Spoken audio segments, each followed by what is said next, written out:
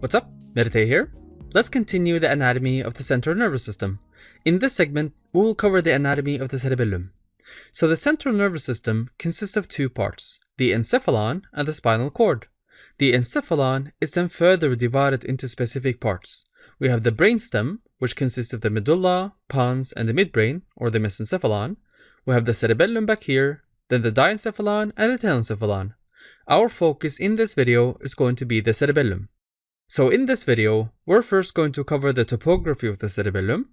Then we're going to talk about the functions of it. After that, we'll go ahead and take a look at the external surface and then make a cross-section and look at the internal surface of the cerebellum, basically covering the gray matter nuclei and the white matter tracts. Alright, so we can start by replacing this picture with a little more realistic one. From here, we're able to see pons, medulla, cerebellum, and the spinal cord. And if we remove half of the cerebral hemisphere, we will see the rest of the brainstem, which is the midbrain. So the cerebellum mainly lies in front of pons and the midbrain, as you see here. Now, what are the functions of the cerebellum? When you're walking, the cerebellum continuously receives unconscious proprioception from the muscles and joints, as well as receiving information from different senses. Based upon that, it sends out motor fibers that regulate all the muscle contractions necessary to perform your movement smoothly. So by doing that, it coordinates your balance and posture. It regulates the tone of your muscles by passively contracting the muscles to ensure joint stability. And it also smoothens voluntary movement of muscles.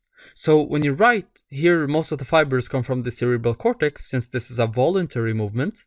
But these movements are able to be smooth and precise by the cerebellum engaging its fibers into the muscles necessary to stabilize these movements. So these are the top 3 functions the cerebellum has. Let's now finally understand the actual anatomy of it by looking at the external structures. So here's a posterior view of the cerebellum. If we isolate the cerebellum and the brainstem, you will be able to see the rest of the cerebellum. The cerebellum consists of 2 hemispheres on either side and a vermis in the middle. And if you look closely at the surface of the cerebellum, you will see grooves and bumps on it.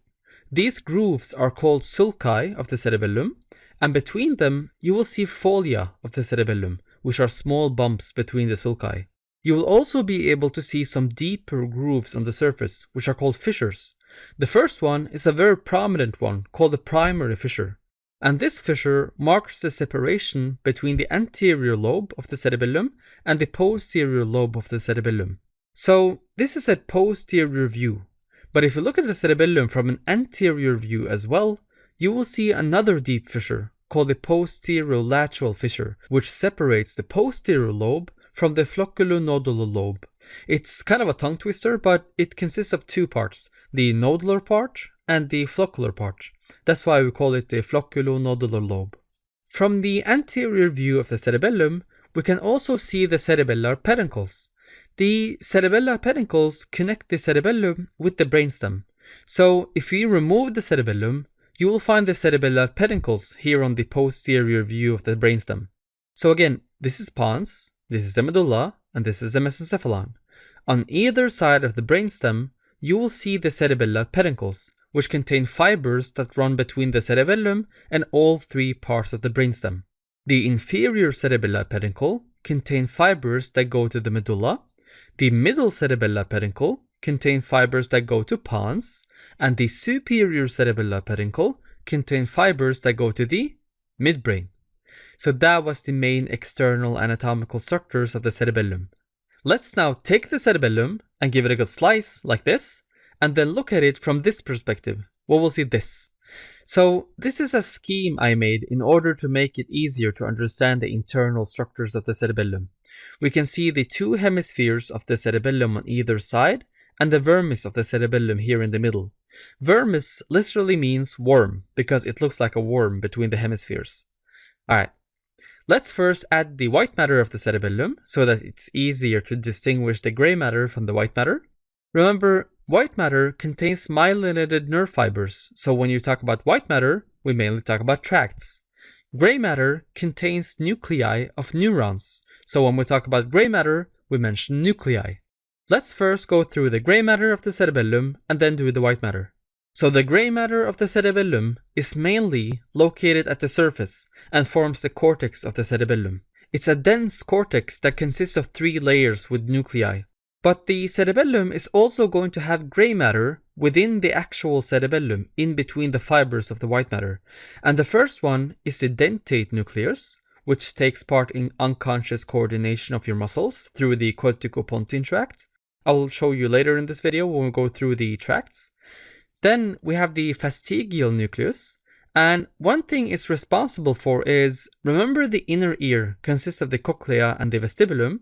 The vestibular system has these semicircular canals that senses the movement of the head, whether it's horizontal movement or vertical or angular movement. They will stimulate the vestibular nerve, which will travel towards the vestibular nuclei of pons, where 2 things will happen. 1, it will send a vestibulospinal tract towards your muscle to maintain your balance, but from the vestibular nuclei, a vestibulocerebellar tract will also go to the cerebellum and synapse with the fastigial nucleus. This is to engage the cerebellum in helping with balance and posture. Because remember, the cerebellum is the master of unconscious proprioception, so it knows exactly where your arm is and where your legs are all the time. So that is this one. Next, there are the globose nuclei and the emboliform nuclei. Remember when we talked about the spinal cord, there were the anterior and the posterior spinocerebellar tracts? The fibers from the posterior spinocerebellar tract will go directly to the cerebellum through the inferior cerebellar peduncle, and fibers from the anterior spinocerebellar tract will go up through pons and the midbrain, and then to the cerebellum through the superior cerebellar peduncle, to then synapse with the emboliform and the globose nuclei. These are sensory fibers for unconscious proprioceptive sensation. They will give sensory input about posture and joints, and then provide stability by passively contracting the muscles around the joints. It also provides sensory input from surrounding area, which is a part of the feed-forward control. So that is the gray matter of the cerebellum. Take a mental picture of this, and let's continue with the white matter. The white matter of the cerebellum consists of tracts, but one thing that is very characteristic for the cerebellum is the white matter branching out towards the cortex to resemble branching of a tree. We call this the tree of life, or arbor vitae, and it's very prominent. If you look at the cerebellum, these beautiful branching patterns are very characteristic for the cerebellum, as you see here. It resembles the branching of a tree, and because the cerebellum has crucial functions in our body, it's called the tree of life. So the white matter contains tracts that go in and out from the cerebellum, and they do that through these peduncles: the superior peduncle between the midbrain and the cerebellum, the middle cerebellar peduncle between the pons and the cerebellum, and the inferior cerebellar peduncle between the medulla and the cerebellum. To visualize this in an easier way, I've made this scheme that shows the cerebellum here in green, and we can see the superior cerebellar peduncle, the middle cerebellar peduncle, and the inferior cerebellar peduncle going between the cerebellum and the brainstem. I've also divided this model into 2 sides. The right side will show fibers that enter the cerebellum, called afferent fibers or sensory fibers, and the left side, which illustrates fibers that leave the cerebellum, called efferent fibers or motor fibers. The first tract is a tract we mentioned earlier. So from the vestibular system of the inner ear, we got the vestibular nerve going towards the vestibular nuclei of the rhomboid fossa in pons. Some fibers from the vestibular nuclei will pass posteriorly and then through the inferior cerebellar peduncle towards the cerebellum. And remember, the vestibular system is for balance.